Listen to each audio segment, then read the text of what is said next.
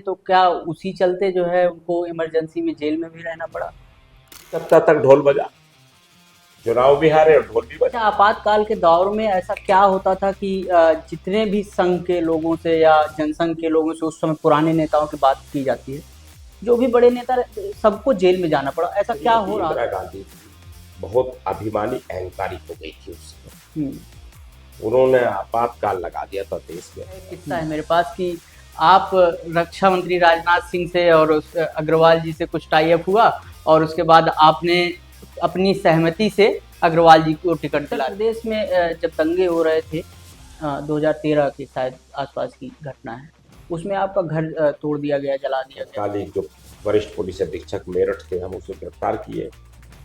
दर्जनों मुकदमे हम पे झूठे पंजीकृत आजकल हुए। खरीद फरोख्त राजनीति में एक आम बात हो गई है।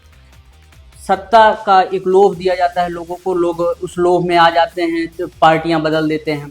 सबसे ज़्यादा आरोप कहीं ना कहीं भारतीय जनता पार्टी पे लग जाता है। लेकिन एक चीज़ और आती है, जब भारतीय जनता पार्टी के किसी व्यक्ति का टिकट कटता है, अधिकतर ऐसा देखा जाता है कि वो इसी पार्टी में रह जाता है और दूसरे व्यक्ति की तैयारी में जिसको टिकट मिला रहता है उसके साथ जुट जाए। नमस्कार, मेरा नाम उत्कर्ष शर्मा है। आप देख रहे हैं दी जोश टॉक विद उत्कर्ष।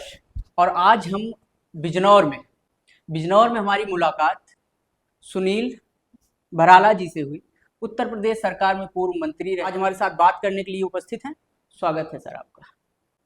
धन्यवाद, बहुत बहुत धन्यवाद आपको और आपके इस चैनल को कि सर आपने ऐसे चुनाव के समय में आपने हमें याद किया। सर सबसे छोटा जो पद होता है भारतीय जनता पार्टी में, बूथ अध्यक्ष का होता है। आप वहां से लेके मंत्री तक बने और बीच में ऐसा कोई नहीं रहा, आप मंडल अध्यक्ष भी बने, आप युवा मोर्चा में भी गए, युवा मोर्चा महामंत्री बने, अध्यक्ष बने, सब कुछ आप बने। तो आपको लगता है कि कहीं आजकल के जो युवा हैं उनके मन में एक ख्याल रहता है कि किस तरीके से हम एकाएक राजनीति में आए, कुर्ता सिला नहीं कि उसके बाद फिर हम प्रदेश के दायित्व में आ जाए, राष्ट्रीय दायित्व में आ जाए।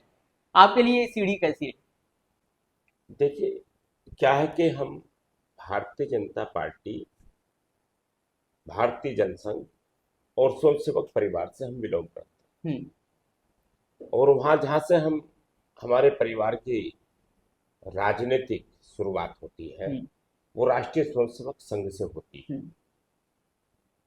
लगभग 1942 के दशक में हमारे बाबा श्री स्वयंसेवक बन गए थे हम्म। और हमारे पिताश्री भी वो जूनियर इंजीनियर की नौकरी दिल्ली में हम्म। उनकी लगी थी। लेकिन राजनीतिक परिवार में स्वयंसेवक परिवार था, तो परिवेश संघ का था, तो हम्म। इसलिए वो फिर वहां दिल्ली जाकर के भी संघ के संपर्क में आए। हम्म। और संपर्क में आने के बाद वो भी नौकरी छोड़ करके और स्वयंसेवक के रूप में संघ की सेवा में लग गए थे। हम्म। उस आधार से चलता हुआ एक क्रम है। उस जब दौर से निकले हम्म। तो राजमाता विजय राजे सिंधिया जी के संपर्क में आए। वो हम्म। उत्तर प्रदेश की प्रभारी थी हम्म। और उत्तर प्रदेश में जनसंघ से दीपक के निशान से चुनाव लड़ने वाले लोग हम्म। नहीं मिलते थे। हम्म। तो उस परिवार ने उनको वहां से वापिस भेजा और जनसंघ में आए। और जनसंघ से उन्होंने यानी कि 1969 में आने के बाद और 74 जनसंघ के दीपक के निशान से चुनाव लड़ा। तो पिताजी। राजनीतिक परिवेश होने के कारण से उसी परिवेश की राजनीतिक कोक में जन्मे हम लोग। हाँ। और हमारा वो संकल्प था कि जो इस देश के वो सपन जो है हम्म। पंडित दीनदयाल उपाध्याय जी और डॉक्टर श्यामा प्रसाद मुखर्जी जी ने देखा था कि इस देश के अंदर भगवान श्री राम का मंदिर निर्माण हो, जी। ये धारा 370 हटे, हम्म।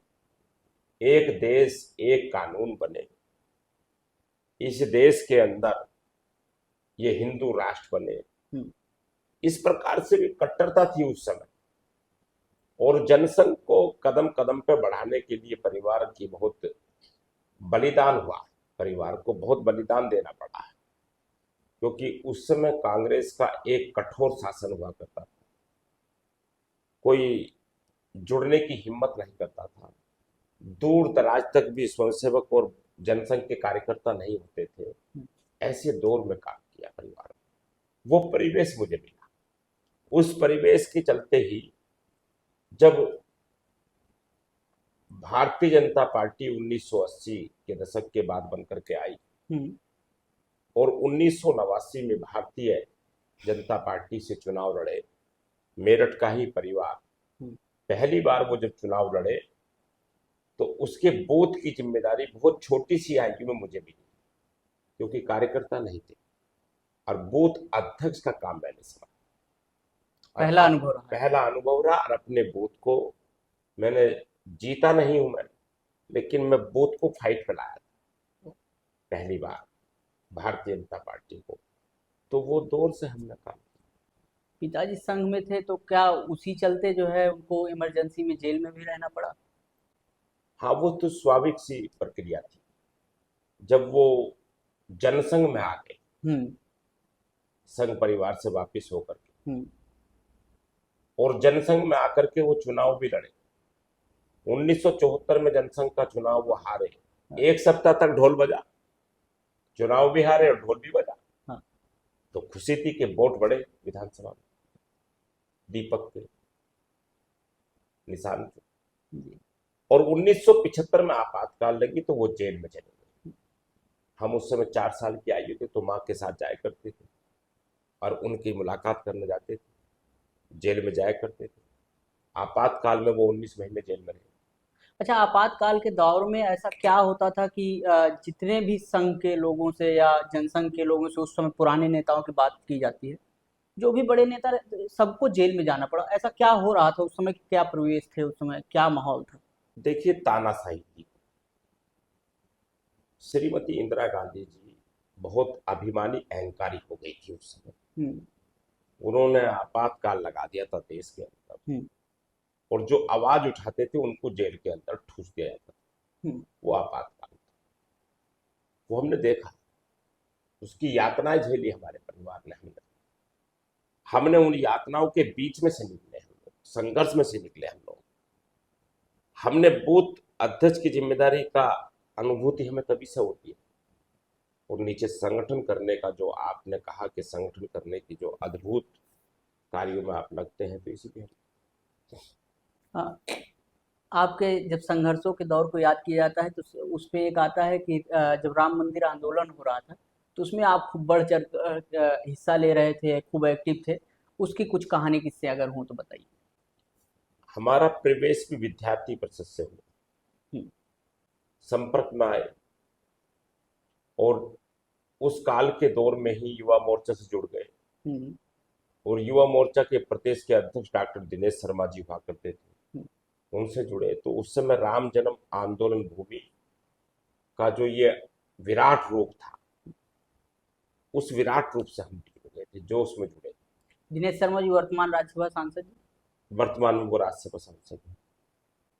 उत्तर प्रदेश में जब दंगे हो रहे थे, 2013 के शायद आसपास की घटना है, उसमें आपका घर तोड़ दिया गया, जला दिया गया, क्या कहानी थी? देखिए, समाजवादी पार्टी और बहुजन समाज पार्टी पर चरम पे तुष्टीकरण की राजनीति थी। उसी के चलते जब वो राजनीति चल रही थी तो वहां गौ माता को, बहन बेटियों को पूरी तरीके से उनकी इज्जत लूटी जा रही थी।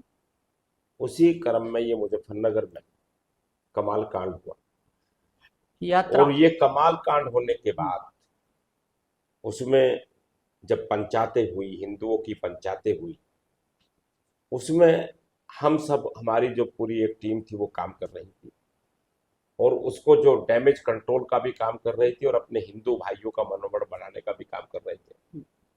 उसी के दौरान जो है पुलिस के निशाने पे हम थे, हम गिरफ्तार किए गए।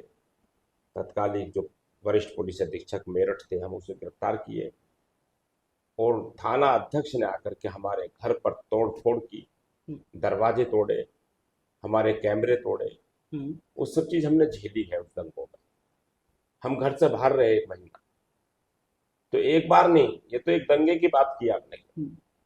अपने राजनीतिक जीवन से लेकर के लगभग 9 महीने जेल हमने काटी है, कई आंदोलनों में जेलों में गए। दर्जनों मुकदमे हम पे झूठे पंजीकृत हुए। पुलिस के निशाने पे हम हुआ करते थे, पुलिस के निशाने पे हम नहीं हुआ करते थे, राजनीतिक दलों के निशानों पे हम होते थे कि इनको दमन कर दो। एक्टिविटी ज्यादा थी लोग। सामाजिक और राजनीतिक हमारा एक प्रभाव था, तो झूठे मुकदमे लगा करके इनको दमन कर दो, दफना दो, आवाज दबा दो, भाजपा को उठने ना दो, ये आवाज थी। परंतु हम उसमें डरे नहीं, ना झुके हम, ना पीछे हटे, ना कोई हमें तोड़ सका। हमें प्रलोभन भी दिए गए कि आप भारतीय जनता पार्टी छोड़ दो, सत्ता में हम आपको कैबिनेट दे देंगे। हमारे बहुत सारे मित्र पार्टी छोड़ करके भी गए, हमारे विधायक गए, वो मिनिस्टर भी बने, उनके परिवार में बने, परंतु हमारा जो संकल्प वो जारी रहा। ना हम टूटे, ना हम बिके, ना हमें वो खरीद पाए, और ना हम किसी प्रलोभन में आए, ना मंत्रिमंडल के प्रलोभन में आए। इससे एक सवाल याद आता है, आजकल खरीद फरोख्त राजनीति में एक आम बात हो गई है। सत्ता का एक लोभ दिया जाता है लोगों को, लोग उस लोभ में आ जाते हैं, तो पार्टियां बदल देते हैं। सबसे ज़्यादा आरोप कहीं ना कहीं भारतीय जनता पार्टी पे लग जाता है। लेकिन एक चीज़ और आती है, जब भारतीय जनता पार्टी के किसी व्यक्ति का टिकट कटता है, अधिकतर ऐसा देखा जाता है कि वो इसी पार्टी में रह जाता है और दूसरे व्यक्ति की तैयारी में जिसको टिकट मिला रहता है उसके साथ जुट जाता है। आपको क्या लगता है कि ये कौन सी रणनीति है कि कौन सी लॉयल्टी है कि कभी ब्रेकअप नहीं होता और फिर से लोग उसी के साथ लगे रहते हैं? देखिए, ये सारी चीजें जो राजनीतिक दलों के दृष्टिकोण से अगर समय समय के अनुसार आप देखते हो, ये चलता है। आज विपक्षी पार्टियों पर कोई मुद्दा नहीं, सड़कों पे मादा उनके पास संघर्ष करने का नहीं है, तो वही आरोप लगाते हैं। भारतीय जनता पार्टी वाला बता दीजिए कि ऐसे कौन सी जड़ी बूटी अपने कार्यकर्ताओं को आप लोग दे देते हैं कि टिकट कटने के बाद भी वो आप लोगों के साथ ही रहते हैं, और दलों में तो लोग देखते हैं कि वो दूसरे दिन ही दूसरा दल ज्वाइन कर लेते हैं। नहीं, देखिए क्या है, होता है जो भारतीय जनता पार्टी का मूल कैडर है वो कभी बुरे वक्तों में भी नहीं गया, अच्छे वक्तों में भी खुश नहीं हुआ। उसकी एक सतत प्रक्रिया है राष्ट्र के और देश के लिए काम करने की। तो राष्ट्र और देश के लिए वो काम करता है, भली भांति उस चीज से वो परिपक्व है। लेकिन अब हमारा पार्टी का बहुत विराट, हम देश की नंबर 1 पार्टी, निश्चित रूप से भारत के माननीय प्रधानमंत्री श्री नरेंद्र मोदी जी के नेतृत्व में जिस प्रकार से पार्टी बढ़ रही है, लोग आ रहे हैं, भाजपा को ग्रहण कर रहे हैं, तो ये खुशी की बात है मेरे लिए। मेरा दल बढ़ता है। यात्राओं का बोलबाला है, राहुल जी खूब यात्रा करते हैं, लेकिन आपने भी की 500 किलोमीटर आप पैदल यात्रा कर रहे हैं, राम रथ यात्रा। क्या था उसका उद्देश्य और कितना प्रभावशाली रहा? देखिए, यात्रा का दौर नहीं था, मेरठ के लोगों का स्नेह और प्रेम मेरे पास विगत 2009 से हमारे जो अभी तो वर्तमान में सांसद वही है राजेंद्र अग्रवाल जी, वो राजेंद्र अग्रवाल जी और सुनील भराला एक साथ ही प्रदेश अध्यक्ष बने थे दोनों। वो भारतीय जनता पार्टी प्रबुद्ध प्रकोष्ठ के प्रदेश अध्यक्ष बने थे और सुनील भराला झुग्गी झोपड़ी भाजपा की प्रदेश अध्यक्ष बने थे। हम दोनों एक साथ प्रवास करते थे, काम करते थे। और 2008 में जब हम प्रदेश अध्यक्ष बन गए थे, उसके उपरांत 9 का चुनाव लोकसभा का सामने था, और वो 2009 के चुनाव में राजेंद्र अग्रवाल जी भी और सुनील भराला भी दोनों टिकटार्थी बने थे इसका एक लोकसभा के लिए। इसका एक किस्सा है मेरे पास कि आप रक्षा मंत्री राजनाथ सिंह से और अग्रवाल जी से कुछ टाई अप हुआ और उसके बाद आपने अपनी सहमति से अग्रवाल जी को टिकट दिला दिया, जो कि रक्षा मंत्री जी चाहते थे कि आप मेरठ से चुनाव लड़ें। नहीं, ये सहमति नहीं थी। हमारी कोई सहमति नहीं थी उसमें, हम्म। और हमें उन्हें टिकट दिलवाने में हमारा कोई रोल नहीं था। अच्छा। और सच ये बात थी, अगर सच पूछेंगे आप, हम्म। क्योंकि 2009 का जो चुनाव था लोकसभा का, हम्म। वो पहला चुनाव परिसीमन का पहला चुनाव था, नए परिसीमन के आधार पर। और उस आधार पर हस्तिनापुर विधानसभा मेरठ की कट गई थी हम्म। और हापुड़ जुड़ गई थी। अच्छा। तो मुझे याद है जब राजेंद्र अग्रवाल जी टिकट मांग रहे थे, हम्म। और मैं भी टिकटार्थी था, हम्म। ऐसा नहीं कि मैं भी नहीं मांग रहा था, मैं भी मांग रहा था।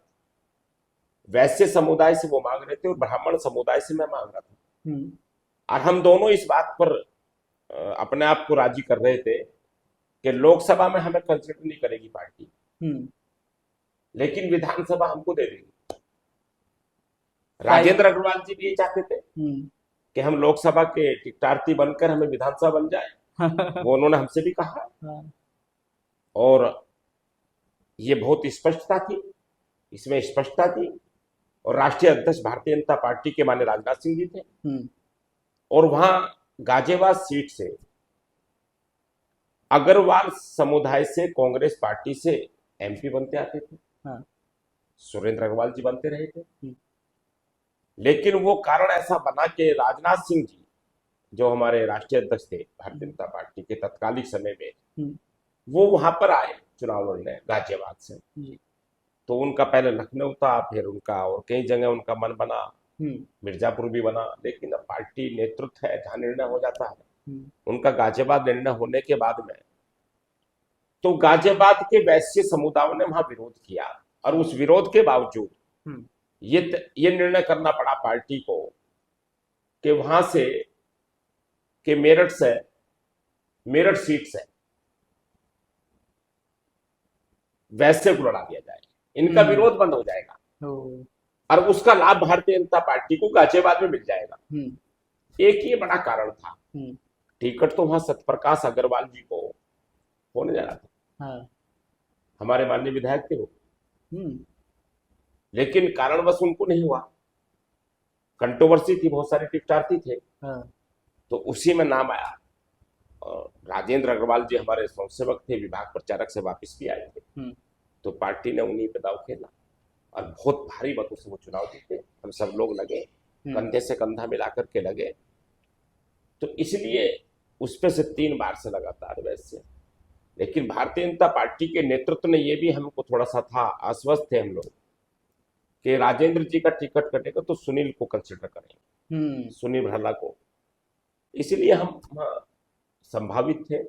और हम उस लोकसभा में जिस रथ यात्रा की आप बात करते हैं, मैंने उसमें भगवान श्री राम की, राम श्री राम रथ यात्रा, यानी कि 14 जनवरी से जब भारत के माननीय प्रधानमंत्री जी ने अभियान शुरू किया था, मंदिर में जाकर के स्वच्छता लेकर के, सफाई करा करके, तो मैंने भी उनसे प्रेरणा लेकर के और पार्टी के अभियान का निर्देश का पालन करते हुए, तो मैंने भी उसी दिन से उस 2024 14 जनवरी से श्री राम रथ बनवा करके पूरी लोकसभा में, और 24 जनवरी तक लगभग 500 किलोमीटर मैं राम रथ यात्रा करी, पैदल यात्रा करी। मैं 5 लाख लोगों से मैंने संवाद किया इस लोकसभा के अंदर, और लगभग जो है मेरी 25 से सभाएं हुई, स्वागत सभाएं हुई। तो लोगों ने मुझे बड़ा प्रेम, अटूट प्रेम दिया। तो उसमें मैं खुद अभिभूत था। मुझे उस बात का फक्र भी है कि भगवान श्री राम की रथ यात्रा करेंगे। आप किसान, गरीब, श्रमिक, झुग्गी झोपड़ी के लोगों के लिए हमेशा आवाज़ उठाते रहे, प्रदेश अध्यक्ष भी रहे भारतीय जनता पार्टी में इस आयाम से। उसके बाद जब लोकसभा का चुनाव आता है, तो भारतीय जनता पार्टी में एक पिछले 2 चुनावों से देखा जा रहा है कि कोई अभिनेता आ गया, कोई बॉलीवुड से आ गया, उसको दे दिया जाता है। जो 5 साल कार्यकर्ता काम कर रहे हैं, उनको कहीं न कहीं पीछे रखा जा रहा है। इस पे आप क्या कहेंगे? क्योंकि लोकसभा में मेरठ में आपने भी खूब काम किया। देखिए, ये कोई पैरामीटर नहीं। हुँ। भारतीय जनता पार्टी का नेतृत्व जो है, उसको बहुत सारी चीजें देखनी पड़ती है कि सामाजिक समीकरण है और बहुत सारी चीजों के समीकरण है, हम्म, राजनीतिक समीकरण है। हम्म, तो हमारे यहाँ ऐसा नहीं है। भारतीय जनता पार्टी ना जात पात पर कभी ऐसी बातें करती, हम्म, ना जात पात पर कभी कोई टिकट की उनको जो है आरक्षित करती। हम्म, भारतीय जनता पार्टी के नेतृत्व के सामने कई बड़े बिंदु होते हैं और उसमें उन्हें जो है आरक्षित करना पड़ता है, चयन करना पड़ता है। और चयन समिति करने वाला हमारा पार्लियामेंट्री बोर्ड है भारतीय जनता पार्टी का, हम्म, और वो पूरा प्रोसीज है, वो नीचे से है, प्रदेश भेजता है केंद्र को, लोकसभा के उसको, हाँ, और प्रदेश के द्वारा जो नाम आते हैं फिर उन पे होती है, नेतृत्व उन पे चर्चा करता है, कई बार बैठता है, कई बार चर्चा करता है। तो ये सारी बातें जब आती है तो उस आधार पर आती है, तो उस चयन प्रक्रिया पर और केंद्रीय नेतृत्व का जो निर्णय होता है हम्म, वो हमारा सर्वोच्च निर्णय है। इसलिए हम कहते हैं भारतीय जनता पार्टी हमारी माँ है, हम्म, हम उसे इतना ही प्रेम करते हैं और जो वो निर्णय कर देती है हम उसके साथ सब लगे होते हैं। देखो, घर छोड़ करके, बाहर छोड़ करके हम बिजनौर पा गए आपको, भारतीय जनता पार्टी ने हमें यहाँ लोकसभा का प्रभारी बनाया है। हम्म, हम रात दिन लग करके हम्म, बूथ से लेकर के, मंडल से लेकर के, शक्ति केंद्र से लेकर के हम्म, सारी चीजों की चिंता करने का काम पार्टी ने हमें सौंपा, हम कर रहे हैं इसमें।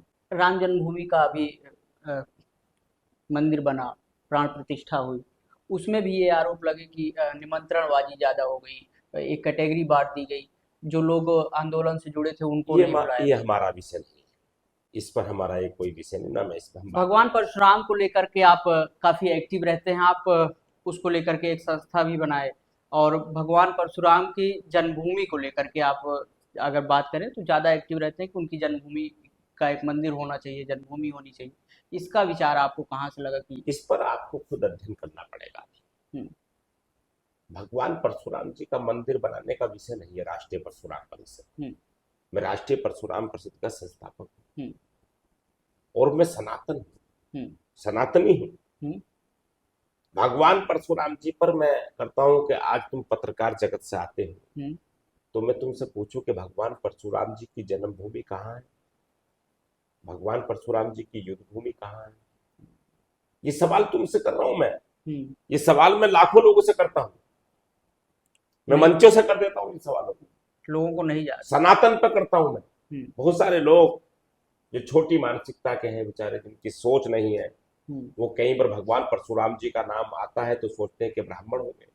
हाँ, भगवान परशुराम जी ब्राह्मणों के भगवान नहीं थे। हम्म, भगवान श्री परशुराम जी इस जगत में वो सनातन हिंदुओं के भगवान विष्णु के छठवें अवतार के रूप में थे। उन्होंने लोक कल्याण के लिए कार्य किया था। हम्म, भगवान राम जिस प्रकार से लोक कल्याण के लिए कार्य किए, भगवान श्री कृष्ण जी किए, इसी प्रकार भगवान श्री परशुराम जी किए। परंतु आज आप अगर एक सर्वे करके देखेंगे हम्म, तो 100 में से 90% लोग भगवान परशुराम जी की जन्मभूमि नहीं बता सकते, 95 सत्य। युद्ध भूमि नहीं बता सकते। आज का युवा, क्यों युद्ध हुआ था इस पृथ्वी पर, उस विषय को लेकर के मुझे खुद भगवान श्री परशुराम जी के द्वारा या विष्णु भगवान जी ने मुझे प्रेरणा दी है और मैं विगत 8-9 वर्षों में इसमें मैंने अद्भुत कार्य करने का प्रयास किया। अपने सब लोगों को जोड़ा, देश के विद्वानों को जोड़ा, 18 देश के कुलपति, पूर्व कुलपतियों को जोड़ा, विद्वान से सबसे, फिर उस पर शोध हुआ। शोध के बाद भगवान श्री परशुराम जी के जो लगभग 2 दर्जन स्थानों पर जन्मभूमि की बात होती थी, वो एक उद्घोष हुआ और भारत के उस उद्घोष होने के बाद भगवान श्री परशुराम जी की जन्मभूमि का जब ये पता चला काशी विश्वनाथ की धरती पे हरिद्वार के उस जो शोध हुआ था उस बात से के उपरांत, हम्म, तो आप सोचो कि भगवान श्री परशुराम जी की जन्मभूमि 2 दर्जन स्थानों पर बात करने वाली एक जगह वो घोषित हुई और उसमें माननीय गृह मंत्री देश के श्री अमित शाह जी ने जाकर के वहां पूजन किया। तत्कालिक मुख्यमंत्री श्री शिवराज सिंह चौहान जी वहां 3 घंटे रहे। देश के 10,000 लगभग लोग वहां इकट्ठा हुए, विद्वान इकट्ठा हुए, ब्राह्मण इकट्ठा हुए, सनातन इकट्ठा हुए, आचार्य इकट्ठा हुए, वहां के संत श्रेणी इकट्ठा हुई। तो सबको एक अद्भुत अनुभूति हुई कि भगवान श्री परशुराम जी की जन्मभूमि कुशी। हम्म। आज के गृह मंत्री अमित भाई शाह, जिनको राजनीति का चाणक्य कहा जा रहा है, कहीं भी उलटफेर कभी भी कर सकते हैं, लेकिन समीकरण नहीं बन पा रहा है, क्योंकि आप उनके करीबी माने जाते हैं, फिर भी आपका समीकरण अभी नहीं बन पा रहा है। कुछ इशारा मिल रहा है क्या वहां से? देखिए, देश के माननीय गृह मंत्री जी, वो बहुत लंबे समय से मैं उनसे जुड़ाव है मेरा, लेकिन मेरे उनके पार्टी में राजनीतिक रिश्ते ऐसे नहीं है, स्वार्थ वाले रिश्ते नहीं है। वो पार्टी के राष्ट्रीय अध्यक्ष रहे, उन्होंने देश में पार्टी को बढ़ाने का काम किया, और वो ऐसे नेता हैं जिनसे मैं अद्भुत रहता हूं और प्रभावित रहता हूं हमेशा। वो मेरे नेता हैं। उन्होंने देश के अंदर कोई हिम्मत नहीं जुटा पाया, सोचने की भी हिम्मत नहीं जुटा पाया, विचार करने की भी हिम्मत नहीं जुटा पाया। इस भारत के अंदर श्री अमित शाह जी के नेतृत्व में गृह मंत्री बनने के बाद धारा 370 को, जिसको हमने कई बार लड़े, आंदोलन किए, लाठी डंडे खाए, उसको खत्म करने का काम किया। वो ऐसे नेता है। और राजनीति में आने के बाद में कार्यकर्ता को क्या मिलना है क्या नहीं मिलना है तो भाग्य भी है, और उसका कई बार उसका वो भी है कि कब क्या मिल जाए। उसका नहीं है उनसे मेरा कभी भी कि वो ऐसे वो मुझे करे, ऐसा नहीं। पार्टी का नेतृत्व करना जो करता है निर्णय, वो उसमें एक अच्छे नेता है, साफ नेता है, झूठ नहीं बोलते वो जो वादा करते हैं उसे पूरा करते हैं, लेकिन सारे निर्णय वो करते हैं ऐसा भी संभव नहीं। आरएलडी इस समय भारतीय जनता पार्टी के साथ है, और भी संगठन भारतीय जनता पार्टी के साथ हैं, जैसे कि राजभर जी की पार्टी, वो अपने पुत्र को घोसी लोकसभा से चुनाव लड़ा रहे हैं। वहाँ पे पाया गया कि भारतीय जनता पार्टी और राजभर की पार्टी में जो कार्यकर्ता थे उनमें मेल नहीं हो पा रहा था, तो ब्रजेश पाठक जी को जाना पड़ा। आप यहाँ पे प्रभारी बनाए गए हैं बिजनौर में, और यहाँ पे आरएलडी का प्रत्याशी है। आप किस प्रकार से देख रहे हैं, यहाँ पे सब सामंजस्य बढ़िया है? देखिए, ये जब हम प्रभारी बनाए गए थे, जब यहाँ गठबंधन भी हुआ नहीं था, गठबंधन के संकेत तो हो गए थे, हाँ। लेकिन किसको सीट जाएगी ये निर्णय नहीं हुआ था। लेकिन यहाँ आरएलडी और भारतीय जनता पार्टी का मुझे बहुत अच्छे से समन्वय बनाने का अवसर मिला, और आज दोनों मिलकर के, आप देखे दोनों नेता बैठे थे हमारे मंच पर। आरएलडी के राष्ट्रीय अध्यक्ष भी आपने देखा था, हमारे हरियाणा के मुख्यमंत्री श्री नायब सैनी जी बैठे थे, हम सब लोग एक साथ बैठे हुए थे, आधी भाजपा बैठी थी, आधा आरएलडी बैठा था। तो ऐसा नहीं है, हमारा समावेश है, समन्वय है हमारे में, और हम सीट इसलिए जीत रहे हैं कि भारतीय जनता पार्टी के और आरएलडी के कार्यकर्ताओं में अच्छे से समन्वय। हम जीतेंगे और जरूर जीतेंगे।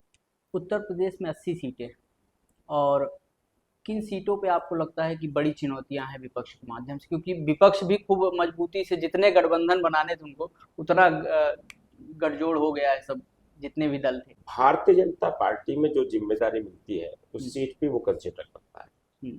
अभी मैं 80 सीटों पर चिंता नहीं कर रहा हूँ, अभी मैं केवल पार्टी ने मुझे बिजनौर दी गई, मैं इसकी चिंता कर रहा हूँ। और भारतीय जनता पार्टी की बिजनौर सीट, भारतीय जनता पार्टी और आरएलडी गठबंधन की सीट जीतेंगे हम निश्चित रूप से, भारी चुनाव। बीजेपी समर्थन को 130 में से 30 केवल केरल, आंध्र प्रदेश और तमिलनाडु में ऐसे लोकसभा क्षेत्र है जहां पे खाता नहीं खुला था। इस बार 400 पार का नारा लगाया गया है, तो किस प्रकार से लगता है कि वहां आंध्र प्रदेश, केरल जैसे राज्यों में फाइट रहेगी? भारतीय जनता पार्टी के नेतृत्व ने जो नारा दिया है वो नारा अब की बार 400 पार, भारतीय जनता पार्टी 370 पार, एनडीए 400 पार, इस नारे के साथ हम काम करते हैं। लेकिन किस राज्य में कितनी सीट आएंगी वो हमारा नेतृत्व जानता है, हमारा राष्ट्रीय अध्यक्ष जानेंगे, वो उस पर चिंता करेंगे। भारतीय जनता पार्टी के माननीय प्रधानमंत्री श्री नरेंद्र मोदी जी करेंगे, भारतीय जनता पार्टी के माननीय गृह मंत्री श्री अमित शाह जी चिंता करेंगे, माननीय राजनाथ सिंह जी देश के रक्षा मंत्री वो चिंता करेंगे। ये मेरा काम नहीं है। इस समय विपक्ष ये भी कह रहा है कि ये केवल नारे बन के रह जाएंगे, इस बार नारे बनेंगे तो उसका भी हम चुनौती लेंगे। हम लोग कार्यकर्ता है, काम करते हैं और 400 पार हमारे। आप और आपके चाहने वाले जो अपेक्षा किए रहते हैं कि नेताजी इस बार सांसद बनेंगे, नेताजी इस बार फिर से मंत्री बनेंगे, उनकी क्या भूमिका है इस लोकसभा चुनाव में? देखिए, कार्यकर्ताओं की कोई भी इच्छा नहीं, हमारा कार्यकर्ता निष्पक्षता से कार्य करता है, ईमानदारी से काम करता है और वो चुनाव लड़वाता है और चुनाव लड़वाने के बाद में फिर वो अपने कामों में, अपने घर के कार्यों में बिजी हो जाता है। तो भारतीय जनता पार्टी के कार्यकर्ताओं को ना लोभ है ना लालच। तो चुनाव होगा, चुनाव कराएगा, खूब पर्व है, लोकतंत्र का पर्व है और भारतीय जनता पार्टी का हम तो पर्व के रूप में सब मनाते हैं, मन रहा है इस समय। हम चुनाव जीतेंगे और 400 पार आएंगे। भाजपा में ये भी समीकरण चलता है क्या कि अगर कोई दूसरी पार्टी से आता है तो पहले उसको रोक के थाम के रखने के लिए पहले उसको टिकट दे दिया जाता है? देखिए, ये सब तो कहने की बातें है, चर्चा है, भाग्य है, समीकरण है, ऐसा कोई भेदभाव नहीं है पार्टी में। आप जब मंत्री थे तो श्रम कल्याण विभाग था आपके पास। उस समय का कुछ ऐसा काम आपको जो लगे कि ये काम आपने कुछ विशेष किया? 8 करोड़ 30 लाख उत्तर प्रदेश में ई श्रम कार्ड उस 3 साल के कार्यकाल में, जिसमें 1.5 साल कोविड था, उस कार्यकाल में पंजीयन हुए। ये देश की दुनिया की अभूतपूर्व घटना है और वो गाड़ी सरकारी उसके हिसाब से, बजट के हिसाब से, नोटबुक के हिसाब से 3,19,000 किलोमीटर गाड़ी चली सर्विस बुक के आधार पर। तो वो काम हुआ, राज्य संघर्ष हुआ, परिश्रम हुआ, गरीबों के लिए, श्रमिकों के लिए, वो हम लोग हमारी। प्रधानमंत्री नरेंद्र मोदी जी संघ से थे और भारतीय जनता पार्टी में आप मंत्री भी थे उस समय भी, और आज दिनों में मिलना जुलना कभी हुआ हो या कोई किस्सा हो, कुछ यादें हो संघ के दौरान या प्रधानमंत्री होने के बाद?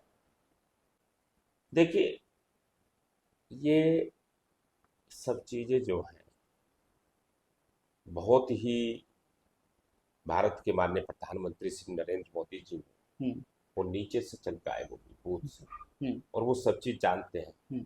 जब भी तो उनके पराक्रम और परिश्रम और कार्यकर्ताओं के बलबूते पे वो पूर्ण बहुमत की सरकार बनाई। वो अद्भुत चीज, और 400 का नारा दिया, 400 पार करेंगे। आने वाले समय में हम सुनील भराला को कहाँ देखें? देखिए, ये भारतीय जनता पार्टी नेतृत्व का निर्णय जो होगा। मैं कार्यकर्ता हूं, मैं कार्यकर्ता के रूप में मुझे देखते रहना आप, मैं कार्यकर्ता के रूप में काम, भारतीय जनता पार्टी के कार्यकर्ता बन के निश्चित रूप से। हमारे साथ बात करने के लिए सुनील भराला जी थे। बहुत ही बेबाकी से अपने सवालों का जवाब दिए और आप सभी हमारे साथ बने रहिए। आने वाले समय में फिर से हम एक नए एपिसोड के साथ आपके बीच आएंगे। तब तक आप सभी अपना ख्याल रखिए।